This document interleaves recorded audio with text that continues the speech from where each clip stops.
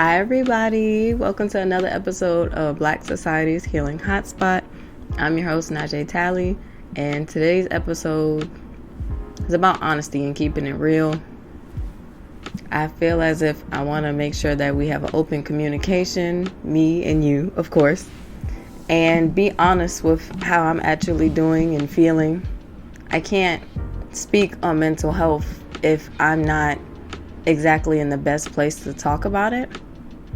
So that's why I want to come out and just do this video to give the real of everything. As you can see, we're in a whole different location again. As I stated in the beginning, I haven't really been in the best place, and I'm gonna keep it real with y'all with everything going on with me lately. And each week, something new happens. So I've been in my room, and we're gonna do this video in my room to give it the real.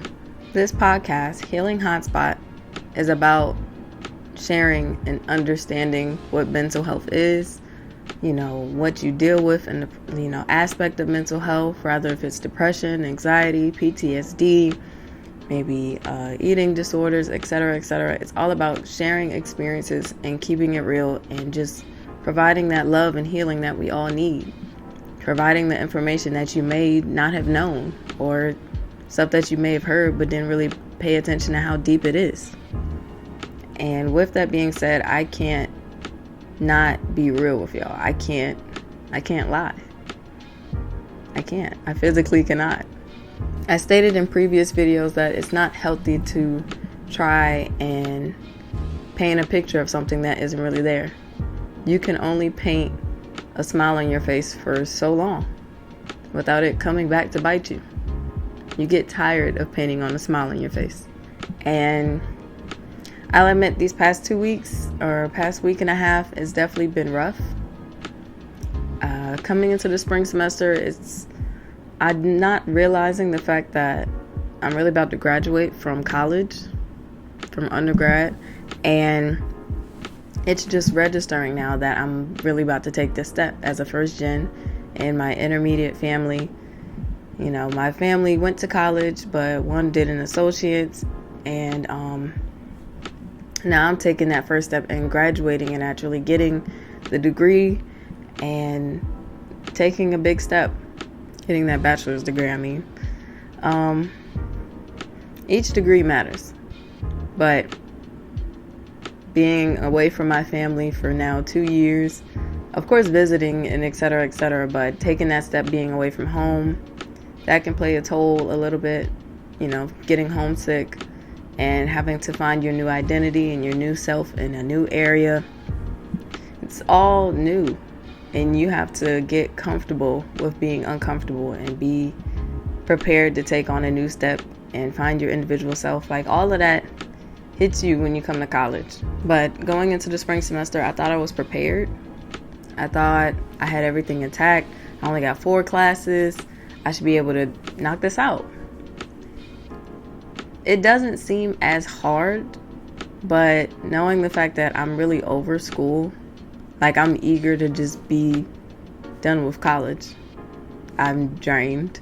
I'm tired. Having to know you wake up and got to go to a class and do the online work and do constant papers, it's definitely draining. If college is for you, it's for you. But if it's not, it's not.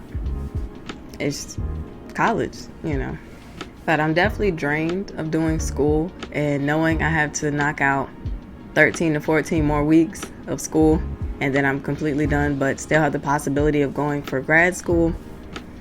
I'm kind of drained on that aspect, but then I'm also overthinking with a lot of next steps that I plan to take for myself. Because once again, you're on your own, and taking more steps into adulthood is not easy. But you have to, because you want to take the load off your parents, but also want to have your own individual space and your own individual, take your own steps by yourself to say the accomplishment of I did that and I'm doing that. But I can admit, even though I've talked about overthinking, I applied these coping mechanisms. It's not easy. All those steps are far from easy. Though I take my word and I apply what I say to myself, I'm just keeping it real and saying it's not easy.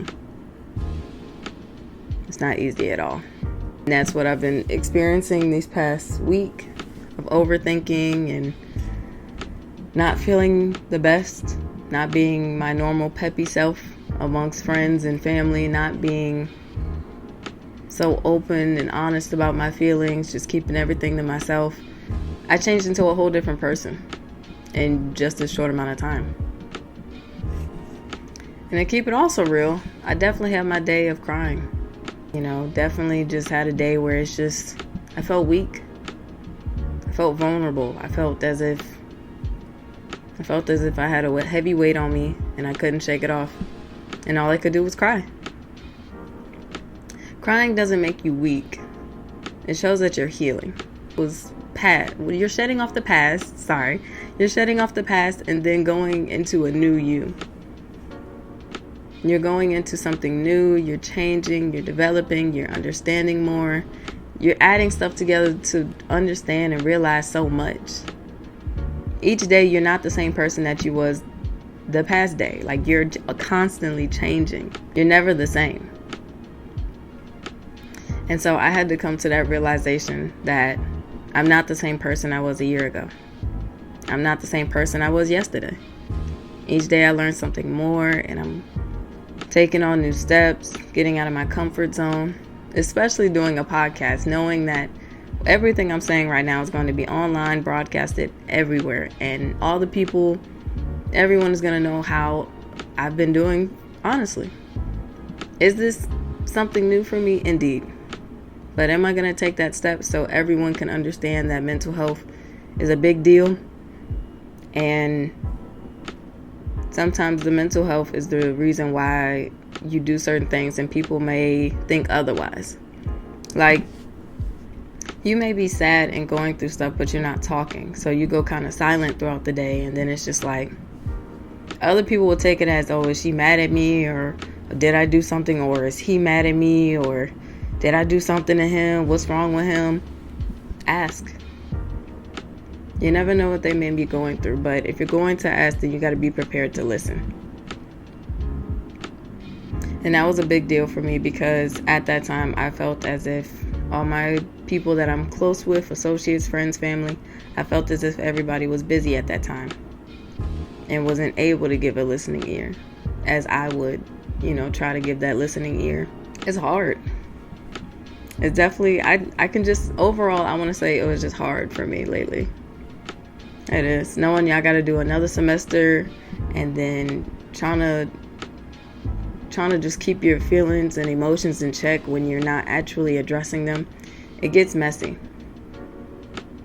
It gets difficult when you try to just cover up and sweep your emotions under a rug because it builds and builds and builds. That was my problem. I didn't identify exactly what I was feeling. I just said, okay, I'm feeling this type of way, but I got stuff I got to do, and I kept pushing, but I didn't take the time to address exactly how I was feeling. And I feel better now. It took me a while. I had to take this good week to get myself together. It definitely, it's not easy, but I just had a bad week. And it's okay to have bad days. Everybody's not going to have a perfect day. You're not going to be happy 24/7. And that's real. You got to have days to let the emotions out. You got to have days to have that shoulder to cry on. Everyone needs a shoulder to cry on. Everyone. And I had to give the real on that because I stand here and try to be a model of, or a representation of what mental health, what we can do to get better in our mental health. But I'm still learning too. We're both learning together. And that's why it's a healing hotspot. I want healing. You want healing. Let's all heal together because at the end of the day, everybody needs that healing. Everyone. My message to y'all today would be, take the time to address your feelings and definitely go over the steps about how to deal with and stop overthinking. because your host herself experienced it. And going through the steps, some days you have to go through the steps repeatedly. Like, I applied each one and just kept doing it all day long until I felt better. And some days you have to keep doing that. Setting a time to worry and then taking that time to get a healthy distraction. These past few days I've been in the gym non-stop. That was my healthy distraction. However, I missed the first step in identifying exactly what I was feeling and identifying what exactly was the problem. I couldn't set a time to worry because I didn't address the problem. And that's where I messed up at. And I kept trying to go through each step and trying to figure out which step I was missing. I just kept going to distraction. Each day, I was just like, I don't know what it is. I'm going to go get a distraction. The distraction, it helps, but you have to identify the problem first. If not, you're going to be lost, just like me. It happens. And no one's perfect. We're all still learning, and that's the biggest thing. But I had to keep it real with y'all, and I'll probably get up out my room soon. I got to. I can't stay in bed. I can't dwell. I can't sit in my sadness, and I can't sit in my mind all day because it'll crush you. The weight is going to be overbearing, and then your thoughts just keep running rapid. I have the ability, and you have the ability, to control how you feel. You have the ability to make a change. You have the power to do anything that you believe. You have the power, even if you don't think it. So, as a message for me personally, to say on camera, but also give an inspiration and, give a boost to those that may be experiencing the same thing. You got this.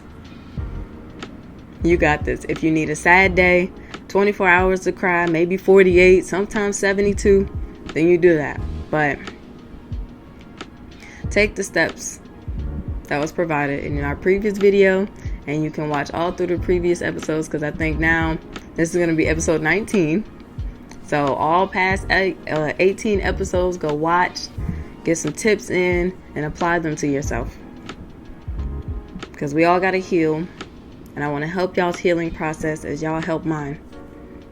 But I just wanted to be real with y'all and acknowledge that I have been overthinking about a lot of things. I have been feeling a little overwhelmed as I try to take the next steps for my life. But I'm not going to let that stop me. I'm going to set a limited time for me to worry. And I'm going to identify each thing that I'm worrying about, but also allow my distractions to help cope with it. I'm going to go through all the steps pretty much. Overall, we're going to go through each step again properly. It takes time. Healing takes time, but it also takes effort. So, gotta apply both if you really want to be your best self. But I love you all, and thank you all for your support. Just want to add right fast that though this is not a promoting video advertising, this is a You Matter hoodie by one of my favorite YouTubers, Demetrius. And on one side, if I can work on this, it says, I feel weak. And on the other side, it says, but now I'm strong. And I've been dying to get this hoodie because You Matter is the company itself. Like, this is the brand You Matter. And I love it so much. I definitely want y'all to go get y'all merch because, yes, this is so comfortable. And I love it because it's definitely deep into the mental health aspect. And I just want to add that because, honestly, I love You Matter. Like, I'm about to start shopping there 24/7 because this is really comfortable and really cute. Just wanted to add that. Thank you all for your love and support, and be sure to like, comment, and subscribe. Thank you all for everything that y'all have done, and probably going to get a few more vent sessions in the future because I got to keep it real with my people. I got to keep it real with my audience. So thank you all. I really hope you have a great day and keep working on healing. Bye.